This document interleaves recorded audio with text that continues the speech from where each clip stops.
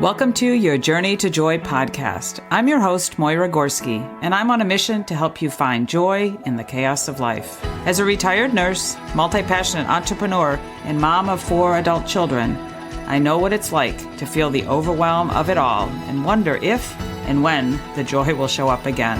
And I've learned it's up to us to go find that joy. On this show, you will hear inspiring stories from those who have overcome all kinds of life challenges, tips on how to stay healthy and vibrant during the ups and downs of life, and simple ways on finding joy in your own life. Let's face it, life is messy, yet when we travel together on this journey, support and encourage each other along the way, that joy starts to show up again. I'm so excited to lead you on this journey of you to find the joyful life that you deserve.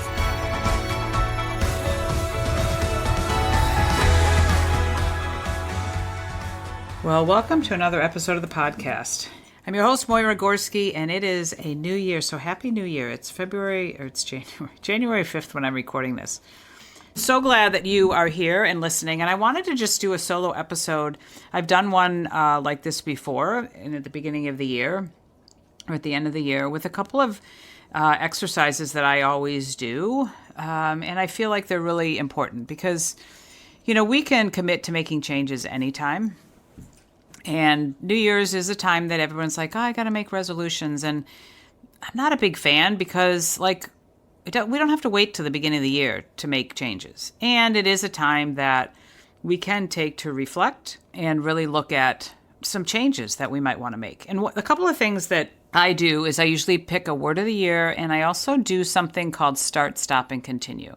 So I wanted to go through those today and see if they can provide some insight into what you could do as you get started with this new year. Now, the first one, start, stop, and continue. It's taking some time to contemplate, meditate on what you'd like to start doing in the coming year, what you want to stop doing, and what you want to continue doing. Now, this has been, again, if you followed my journey here on this podcast, I was diagnosed with stage 1 breast cancer at the beginning of October. And so I've been on quite a journey there. Because of that, I've got it kind of impacts, if you will, what I'm doing with my start, stop, and continue. So what I'm going to start doing is I'm going to start sharing, well, I always share, but I'm going to start sharing more information about specifically what I'm doing in regards to because now I'm cancer-free. I had a lumpectomy. They had clear margins, no lymph node involvement, so they say I'm cancer-free. But I'm looking then to prevent reoccurrence. So I'm going to start sharing about those specific supplements that I'm taking, the certain things that I'm doing in regards to preventing reoccurrence with my cancer. So now, again, I feel like I've already been doing that, but there's more to be shared, and why specifically I'm choosing a few products from Shaklee that are unique and patented to Shaklee that are so helpful in fighting inflammation and oxidative stress and immune health and stuff like that, as well as some of the other things like acupuncture and sound healing and hypnobreath work. And again, I've shared some of that, but I want to start to share more specifically within that. But also I'm starting to cultivate a joy community. And I had this, I don't want to give too much of it away, but it's still evolving. I had a real vision, if you will, in October when I was at a women's event about creating and cultivating something around joy. Because joy's been a big word that showed up last year for me. I changed the name of this podcast to Your Journey to Joy. Joy is the journey of you. My journal is called the Journey to Joy Journal. So joy has been a big part. And so I had this big vision about what I could do with joy.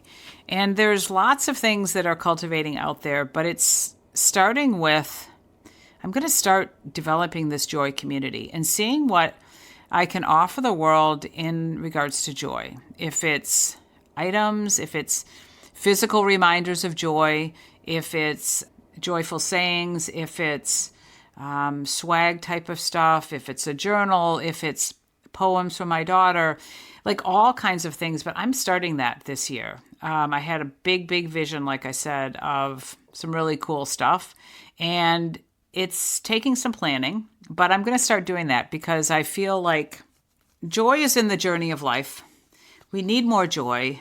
There is chaos in our life, but I'm all about helping people find joy in the chaos of life. So I'm starting that. I'm starting to cultivate my joy community, my joy capsule, still perhaps a box of joy. I'm starting that, and I'm super excited about that. And I'm going to stop. Well, I already did. I stopped drinking. I stopped drinking alcohol, and I stopped eating cookies and sugar kind of mindlessly. I'm not really doing that much anymore. Because the more that I've read about some of the things that can be off within your terrain when you have breast cancer and cancer in general is blood sugar. And as I started cutting those things out and starting juicing, I'm noticing, and I don't have a monitor yet. I've thought about getting a continuous glucose monitor.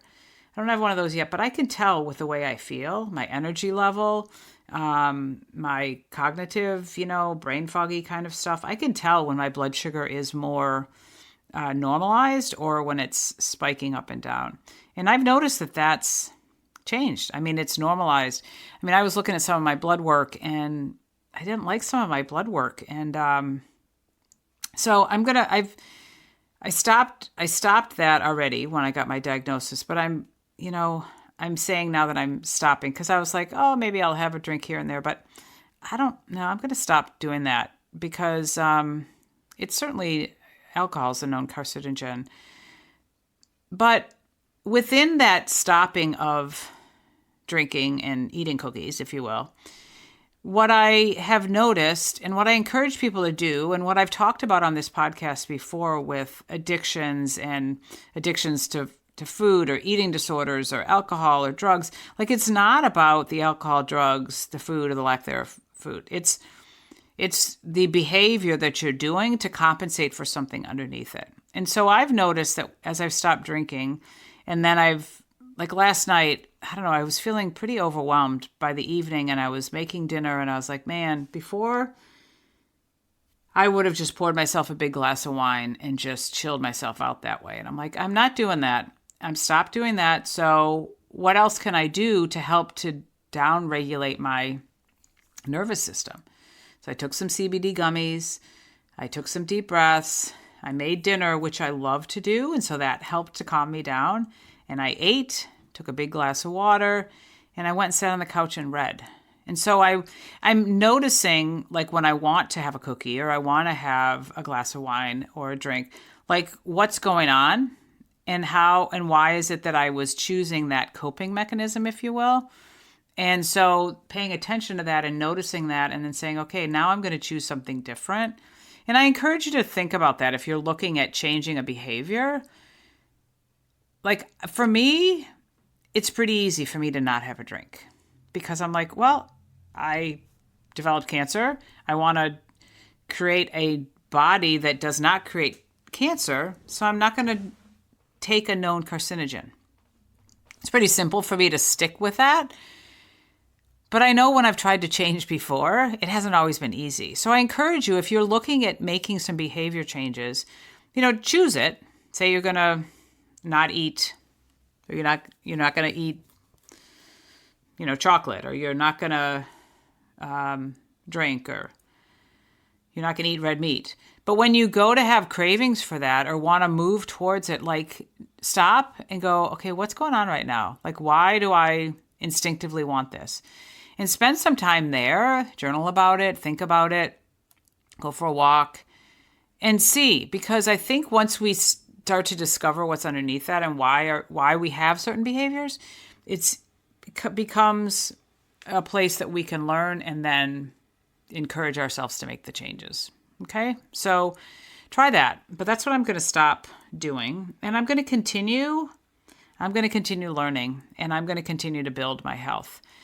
This diagnosis has made me value my health even more and value my day-to-day activities more. and really realize the importance of not just what I eat and the supplements that I take, but everything else too, like exercise, movement, who I surround myself with, what I listen to, my meditation, my stress levels, and things like that. It's all of those things, my faith, my reading, what I choose to do, my busyness, like it's all of that compounds to build health or to build disease. And so I'm empowered to learn more. I've got a whole new set of books now about plant-based eating and celery juice and fasting and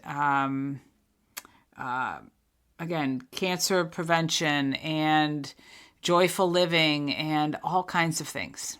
And I'm going to continue to learn because I feel like the more educated I am, then the better I can be for me. And also sharing it with you, because that's what I feel my mission is to share what I've learned with others so that I can help you. I can help you with your life, and finding joy in the chaos of your life.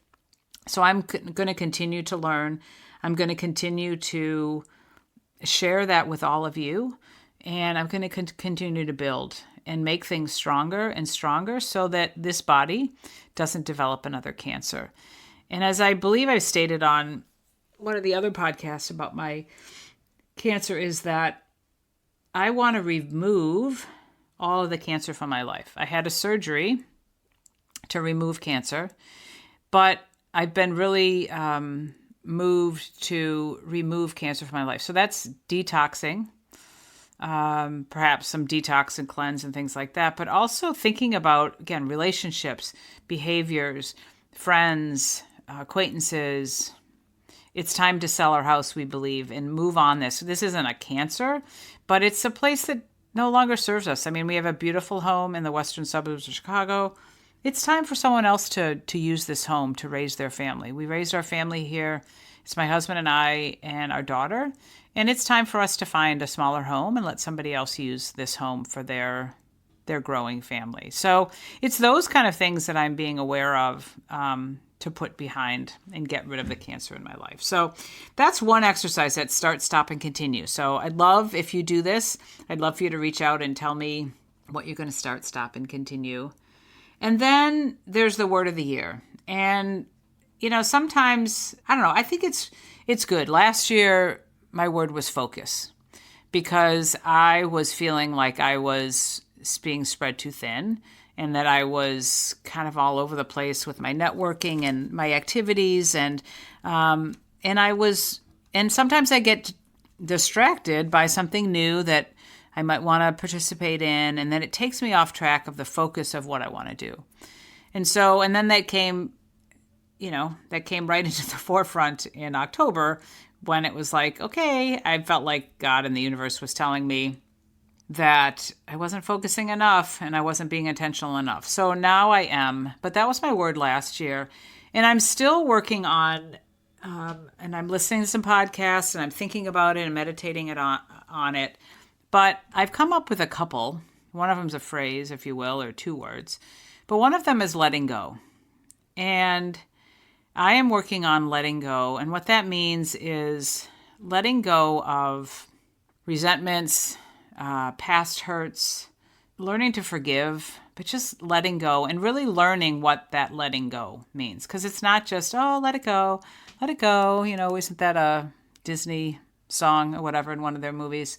Not just like flippantly letting it go, but really evaluating, like, is this something I need to hold on to? Do I need to hold on to this thought about the past, this thought about this past behavior, this thought about the past when somebody yelled at me, or my husband was mean to me, or this happened? Like, do I need to really hold on to that, or can I let that go?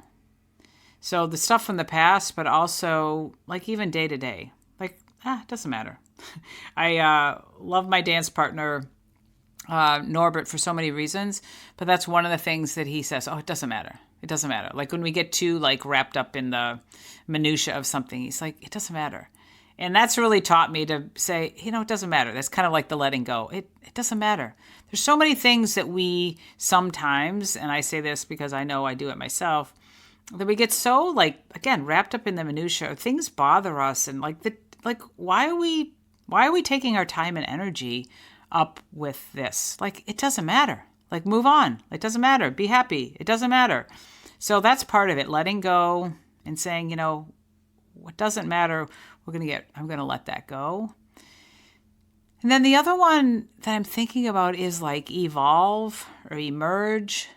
I feel like I've been in this a little bit of a quiet season of contemplation. I went away for a couple of days to think about all of this stuff. And although I wasn't really cocooning too much for too long, I felt like there was a little bit of that. And really spent a lot of time with myself. I look forward to next year when I go away for a couple of days, because it's I really enjoyed it. But so I feel like I'm kind of emerging from that, or I'm evolving from who I used to be into somebody new. Because again, I don't want to be that person that created cancer. I want to evolve to something different, to a different person, to a different Moyra that shows up differently, if you will. So I feel like evolve is a word that I really am resonating on, as well as that letting go. So sometimes it's good to, again, listen to podcasts of other people, how they've come up with their word. But I also suggest something that somebody suggested to me, like, even if you just go for a walk, don't take your phone. You can take your dog if you want, but just go for a walk and just maybe ask the universe, or just say out loud, who am I? Who am I? Who am I this year? Or who do I want to be this year?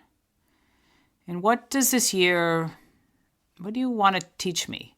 That kind of thing. Like, seriously, just say that out loud and go for a walk, and then listen to yourself and hear what it is. Because it's kind of cool what you start to hear and start to think about. Just go for a nice contemplative walk and ask those questions, like, who am I this year? Who do I want to be this year? And what is that all about? And what do I want to learn from that? And you'll hear some things, and you can start to hear those words and those thoughts and come up with something that maybe is a phrase for the year. Maybe it's a word for the year. But that the words and the phrases, they help to give us kind of that foundation point that we can kind of grab onto for the year. And when we get off track and we feel like, oh, what's going on this year? We're like, oh, that's right. Supposed to be focusing, supposed to be letting go, supposed to be evolving. And so then when you when you're doing certain things, your activities, when you're choosing things for work or for your job or for your life or your family, like, say, does this match up with that phrase of the year? Does that match up with my purpose? Does that match up with my word of the year? Am I focusing? Am I letting go? It's something to really keep us on track. And it helps us, I believe, for me, it helps me make those decisions, to be more intentional about my actions when I have something like that to focus on or to think about. So I encourage you to do that type of activity and come up with your word, and then reach out and tell me what it is. But I want to just leave you with those two things: start, stop, and continue in your word of the year. And I encourage you to spend some time doing that. And I encourage you to reach out and let me know. This year I got together with some friends a few days ago, and we made a vision board. It's been a long time since I made a vision board.